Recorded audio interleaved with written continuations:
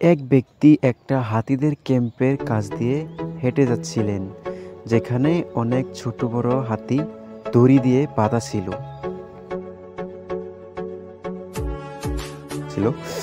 তিনি দেখলেন অনেক বড় বড় হাতি শুধুমাত্র একটা দড়ি দিয়ে বাঁধা আছে, কিন্তু তারা কোনো রকম চেষ্টাই করছে না ওই দড়ি ছিঁড়ে চলে যাওয়ার।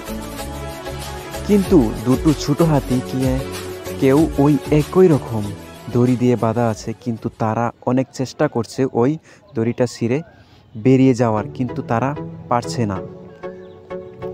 এই দৃশ্য দেখে কৌতূহলবশত প্রতীক, যিনি হাতিদের পরিচালনার দায়িত্বে ছিলেন, তাকে জিজ্ঞাসা করলে, আচ্ছা,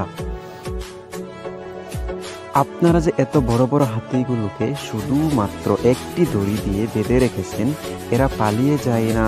বা কাউকে তো কোনো রকম পালিয়ে যাওয়ার চেষ্টাও করতে দেখছি না। তবে ওই দুটো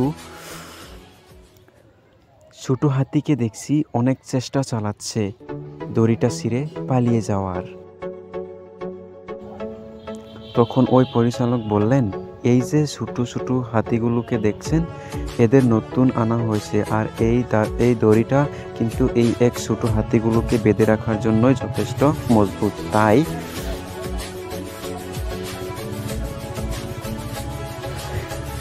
ছোট ছোট হাতিগুলো অনেক চেষ্টা করেও এই দড়ি ছিঁড়ে যেতে পারে না।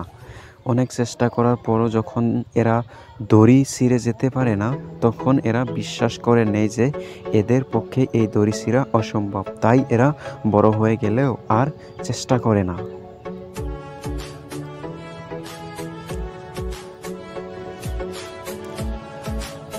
কিন্তু এখন এই দড়িটা ছিঁড়া এদের কাছে সামান্য ব্যাপার, কিন্তু এরা মনে মনে মনে করে যে এই দড়ি ছিঁড়া সম্ভবই নয়।